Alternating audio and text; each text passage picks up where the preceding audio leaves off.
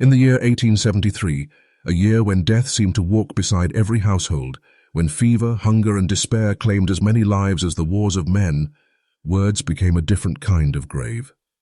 People feared silence more than disease, because silence meant the end had arrived. And yet, hidden inside drawers, beneath mattresses, and locked away in wooden chests, there were voices that refused to die. They lived inside diaries and letters, written by hands that trembled against the weight of their own fate. These were not ordinary words. These were the last words, pressed onto paper with the desperation of those who knew they were writing against time itself. Imagine the dim glow of a lantern inside a narrow room, the smell of damp wood and coal smoke heavy in the air. A figure bends over a journal, ink-stained fingers trembling, the scratch of the pen breaking the silence. Each line feels urgent, unfinished, haunted by the knowledge that it may be the last. The diary does not lie. It records the fever of the hand, the slipping mind, the dread that grows louder as the body weakens. In these pages, truth is stripped bare, and death itself seems to hover between the lines. When the ink dries, the room falls still. The writer is gone, but their words remain, fragile, terrifying fragments of a life cut short, a confession to no one, a plea that was never answered, an unfinished sentence that will never find its end. To open one of these diaries today is to touch the moment where life broke, where the human voice collapsed into silence.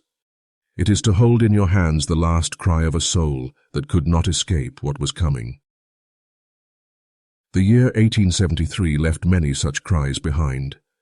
Some were written in shaking script across yellowing pages, others pressed into hurried letters that never reached the ones they were meant for. Each is a wound that never healed, a reminder that death does not raise the truth. It only freezes it. And the truth, once written, waits. It waits for eyes willing to see, for ears willing to hear, for hearts strong enough to carry the weight of another's last moments. These words are not safe. They are not gentle. They do not comfort. They pierce through time with the same terror their writers felt when the pen slipped from their hand for the final time. In 1873, they were warnings. They were farewells. They were screams pressed into silence. And tonight, they are all that is left. What you are about to hear is not history polished or softened for memory.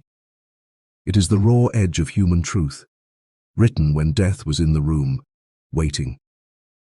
And once you turn the page, there is no turning back. Her handwriting was steady once, refined and graceful, but in those final days it began to waver like the edge of a candle flame. The ink bled darker than usual, pressed into the paper as if every stroke of the pen carried the weight of something unbearable. The letter she left was not meant for strangers, not meant for the eyes of the curious, and yet it stands today as the echo of her last moments, a voice preserved where flesh and bone could not endure. She wrote to Leonard, the man who had been her anchor, her constant companion through storms that no one else could truly see. On the page there is no disguise, no mask of strength. The words tremble with exhaustion, as if she were confessing not only to him, but to herself. She spoke of hearing voices that did not belong to the living. She spoke of battles fought inside her own mind, battles that left her body intact but her spirit fractured. And then, between the lines, the truth revealed itself. She had reached the point where she could no longer fight. Her letter is not long. It does not wander. It is carved down to the most painful honesty a human can offer.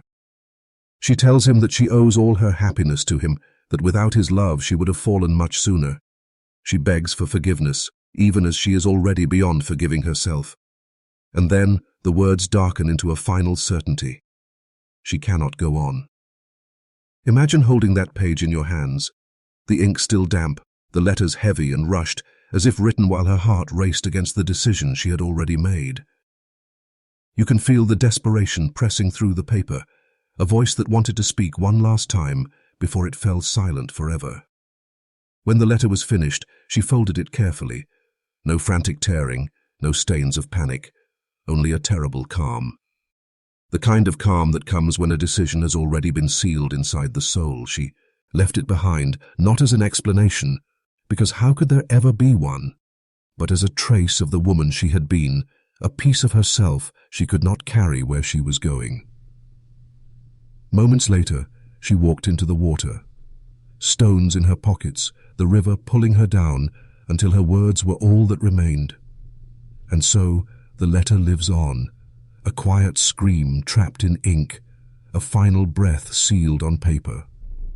To read it is to feel the room grow colder. To read it is to understand that sometimes the truest story a person leaves behind is not written in books, not told to crowds, but pressed into a single sheet of paper meant for one pair of eyes. A letter that should have died with her, but instead survives as the voice of a soul that could no longer endure the weight of life. The letter was not neat, it was not orderly. It carried the chaos of a man whose thoughts no longer knew how to rest. The handwriting rose and fell like a broken voice, sometimes sharp, sometimes collapsing into fragments. Every word pressed into the page was a confession, a scream that had nowhere else to go. When you read it now, it feels less like a letter and more like a diary torn from the last moments of a man who was already slipping away. He wrote of exhaustion, not the kind that sleep can cure, but the exhaustion of a soul that had burned too brightly for too long. He spoke of music, of love, of the weight of expectation. Behind his words there was a strange collision, gratitude and despair, affection and fury. To some lines he gave tenderness, almost as if he wanted to comfort the people who would read it after him. But woven between those softer strands was a darker truth, the certainty that he no longer belonged among the living. The note is fractured, like a mirror smashed across the floor. It shifts between voices, the public self, the private self, and something deeper, a voice that did not sound entirely human anymore. In one moment he is speaking directly to his audience, to those who adored him, confessing his failure to feel what they gave him. In the next, he is a child again, longing for the simplicity that life had stolen. And then he becomes something else entirely, a figure speaking from the edge of death, already halfway gone. You can feel the torment bleeding through every line. It is not poetry, it is not performance, it is raw and uneven, the kind of writing that comes from shaking hands and sleepless nights. Some words are angry, others are pleading, and at the very end, the letter becomes what all final words become, a goodbye no one wanted to hear. He signed it with love, even as the act itself shattered the lives of those close to him. It is this contradiction that makes the note so unbearable, love and abandonment bound together in the same ink, a farewell that carries both devotion and destruction. When the note was found, it was no longer just words on paper. It had become evidence, a map leading straight into the heart of his last decision. To read it is to stand inside that room, to feel the walls closing in, to hear the silence that follows when a voice is cut short forever. It is not only the words themselves that haunt. It is the knowledge that he wrote them knowing they would be the last, that he folded his truth into paper and left it behind like a tombstone carved from ink. And so his voice lingers, not in the songs alone, but in the broken lines of that note. A diary of despair, finished with the only ending he could give it. Silence. The pages of her journals were never meant to be seen by strangers. They were a place where she stripped away the voice she showed to the world, where the mask was gone, and only the raw pulse of her mind remained. And in those final days, the words she left behind read like the slow unraveling of a spirit that no longer had strength to rise again. Her handwriting was careful, deliberate, but there was no calm behind it. Each line pressed down hard, as though she were forcing her thoughts onto paper before they consumed her completely. The entries shift between clarity and chaos, one moment full of observations about daily life, the next dripping with despair so sharp it feels as if the ink itself is wounded. She wrote of her children, of her love for them, but even those lines carry the shadow of something darker, the fear that she was already slipping too far from the world to remain with them. There is no single sentence that declares her intent. Instead, there is a pattern, a rhythm of decline, as though the words themselves are gasping for air. The closer you read to the end, the more suffocating the silence between the lines becomes. One entry lingers like a ghost. She described mornings that began with nothing but weight, a heaviness that pressed against her chest until every breath felt stolen. She described nights that bled into dawn without rest, the hours spent listening to thoughts that clawed at her from within. And then, as the words stagger forward, you feel the resignation creep in, the sense that the battle was lost, not because she lacked the will to fight, but because the darkness had made itself a permanent home inside her. There are moments of terrifying stillness in those final entries, a strange calm, the kind that arrives when a decision is already carved deep into the mind. Her words soften, not in hope, but in surrender. She begins to return, less about the pain and more about escape, less about life and more about release. The journal does not end with a scream. It ends with a whisper, a quiet descent into silence. The morning she left it behind, the pages were waiting, but her pen did not return. Instead, the house was filled with the hiss of gas. The steady rush of something meant for warmth turned into a weapon against herself. Her final entries remained open, untouched, like a frozen echo of her last thoughts.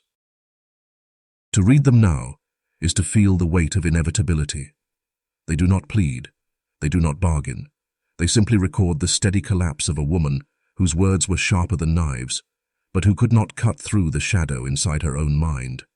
And so the journals remain, fragile monuments to a voice that spoke its truth until it had nothing left to say. Her diary was unlike any other.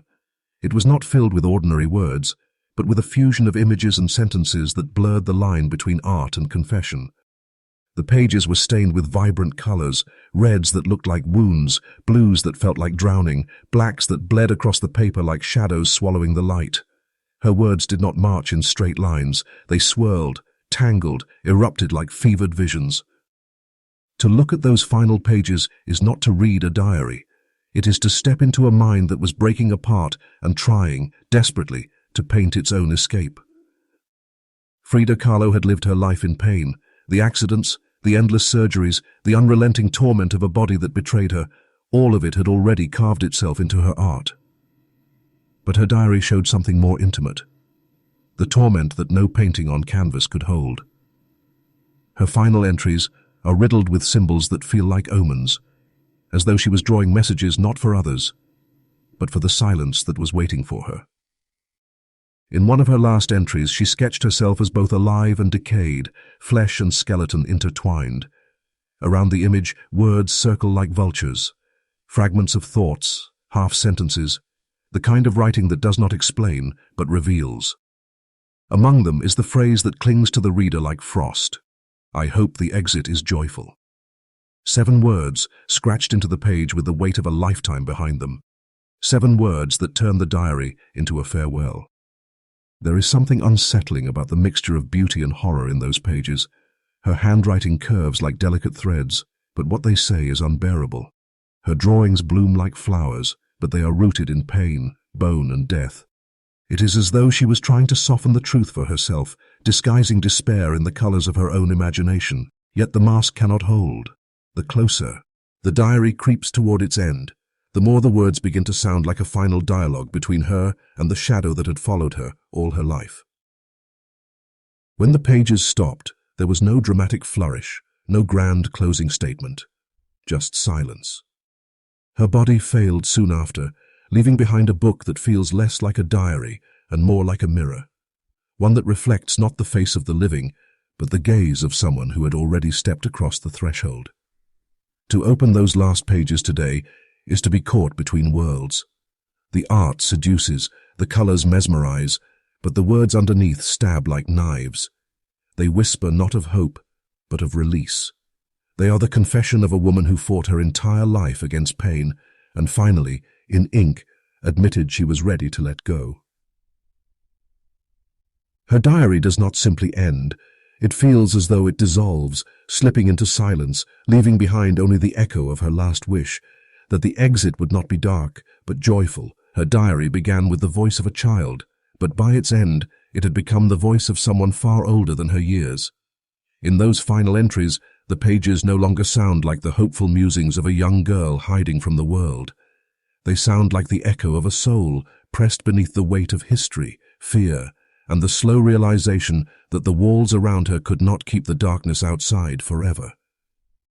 The handwriting remained steady, but the tone shifted. The playfulness that once colored her words gave way to a heavier rhythm. She still wrote of ordinary things, quarrels, dreams, her longing to breathe air without fear. But between the sentences was an unease that grew sharper as the months dragged on. Each entry carried the tension of silence broken by footsteps, the dread of every knock on the door. You can feel it in the way she clings to hope, while acknowledging, line by line, that hope was slipping further away. Her words in those last days reveal the strange duality of her existence.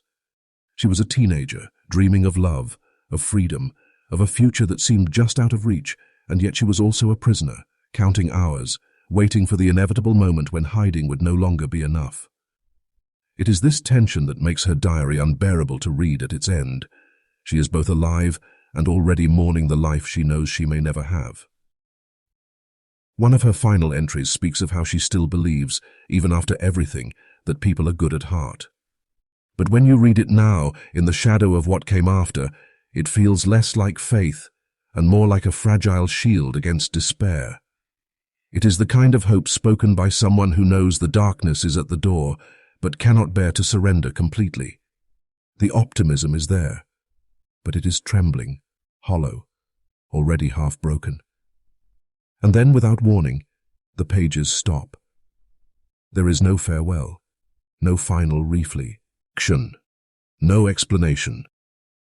Just the silence of a diary closed too soon. The words end mid-thought, mid-life, leaving the reader with a chill that no conclusion could ever provide. For what follows is not written in ink, but in the silence of absence, the unspoken truth of what happened after the diary fell still. Her voice was stolen, but the pages survived. And in those pages, her spirit lingers, young, hopeful, fearful, and brutally honest. To hold the diary today is to hear the heartbeat of someone who did not know her words would become her monument.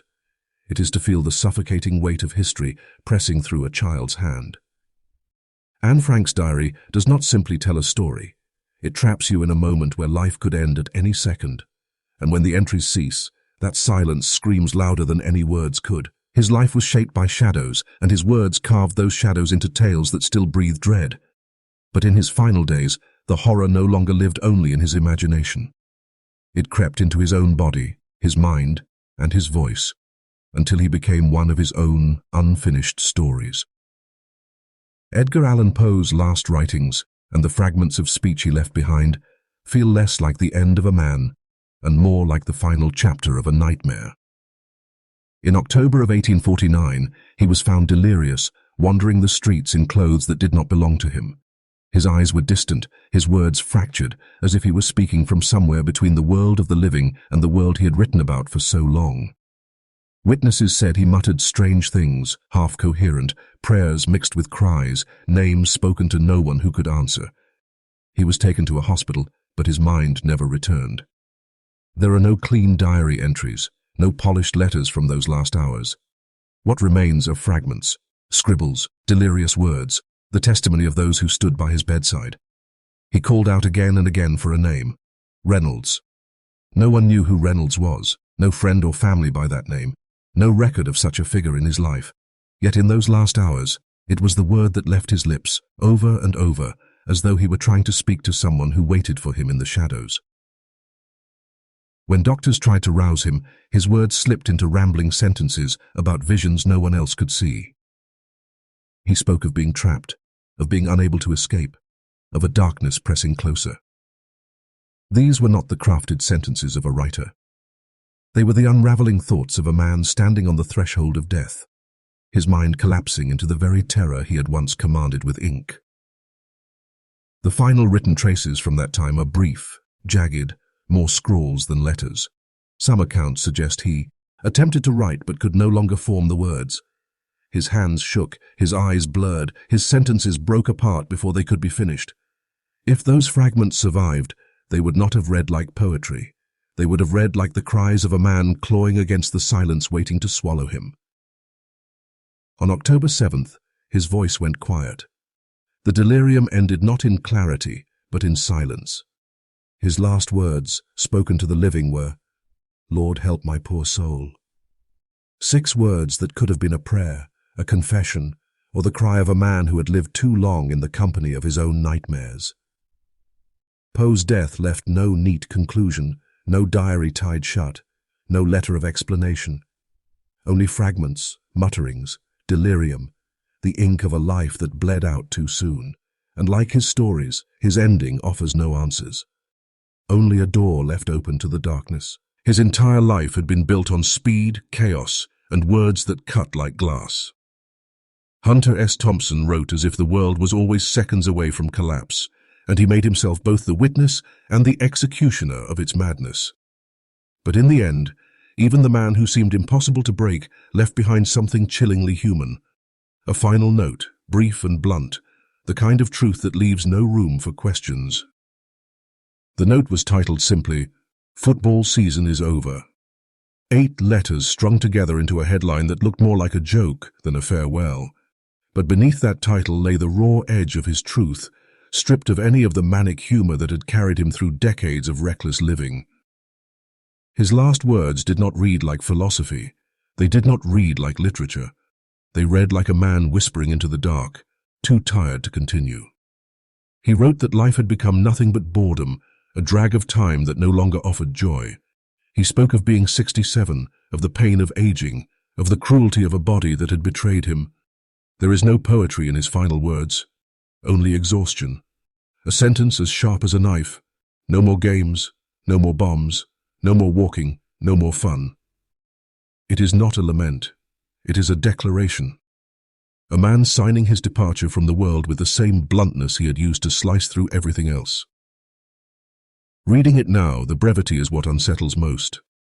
A man who once wrote rivers of words, spilling chaos across every page, left only a handful in the end. But those words cut deeper than any of his books. They are not dressed up. They are not softened. They are the final unmasking of someone who no longer wished to fight against the slow decay of living.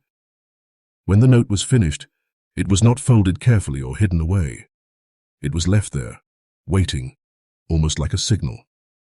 Hours later, the sound of a gunshot ended what the words had already made inevitable. The silence that followed was not shocking to those who knew him. The note had said everything. To hold those last words today is to feel the weight of blunt truth. There is no metaphor, no illusion, no disguise, just the simple, brutal honesty of a man saying he was finished. And that is what makes it terrifying.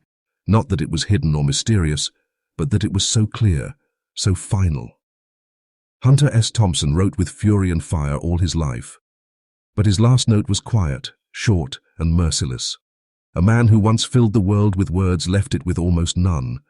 And in their silence, his absence feels louder than any story he ever told. His entire life was a performance, every word and action shaped by obsession, with beauty, with death, with the idea that one could script their own ending like a final masterpiece.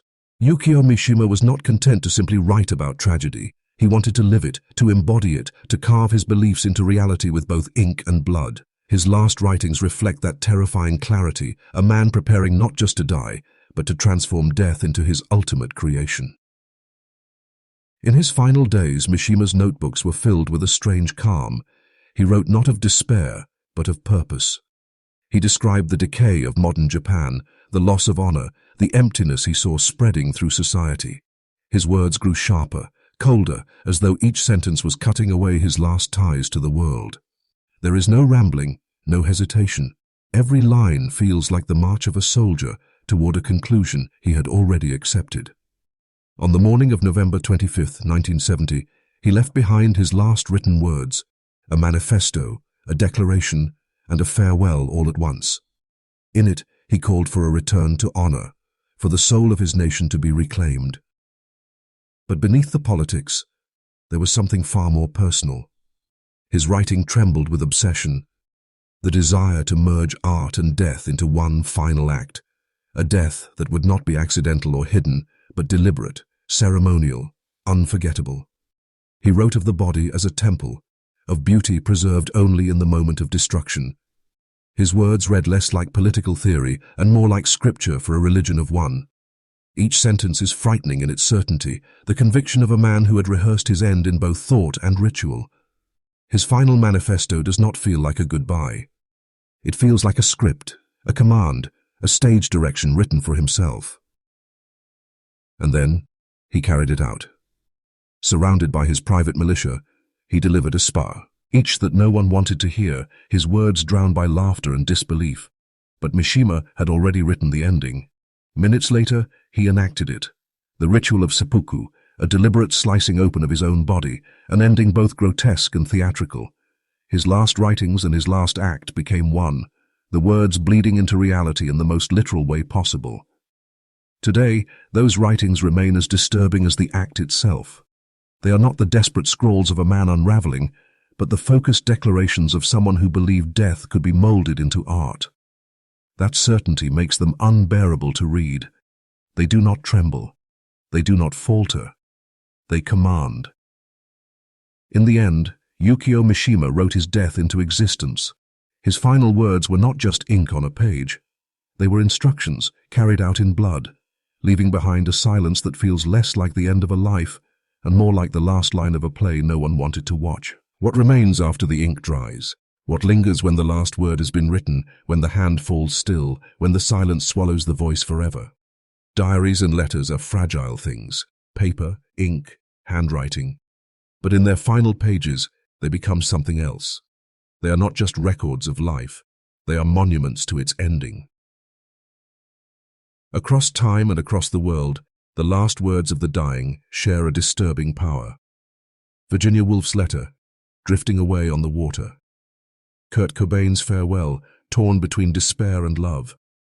Sylvia Plath's broken journals. Anne Frank's silenced diary. Poe's delirious mutterings. Mishima's ritualized manifesto. Each of them is different, yet all of them carry the same echo. The awareness that death was near, the shadow already pressing against the page. What makes these writings so haunting is not only what they say, but what they leave unsaid. A sentence broken off, a word that feels like a code, a page that ends too abruptly. In those gaps, our imagination takes over, and we fill the silence with dread. Because the truth is that final words are not only about death, they are about what cannot be explained. They are about the place no one can describe, because no one returns to tell us. We read these diaries and letters as if they're keys, hoping they will unlock some hidden knowledge about the moment of dying. But instead, they give us mirrors. They reflect our own fears back at us, the fear of being forgotten, of leaving life unfinished, of not being able to choose how our story ends. Every last page is not just theirs. It becomes ours. And yet, there is beauty in the horror. In Frida Kahlo's painted words, in Anne Frank's fragile hope, in the defiance of those who refuse to end quietly. Their writings prove something no death can erase, that even as the body fails, the voice can remain. That ink, once spilled, become toned, immortal. But make no mistake, these are not gentle things to read. They disturb us because they are raw, unfiltered, written without the polish of survival. They are the closest we can ever come to staring into the abyss through someone else's eyes. They are the whisper before the silence, the shiver before the dark. And so we return to them, again and again, not because we want comfort, but because we cannot look away. Because somewhere inside, we believe that if we understand their last words, we might be less afraid of our own. But the truth is harsher. The last pages do not explain death. They only prove that it comes. The ink fades, the paper yellows, but the words remain. And when you read them, when you hold those last fragments of someone else's life, you are no longer just a reader, you are a witness to their silence. And silence, after all, is the only thing that waits for us all.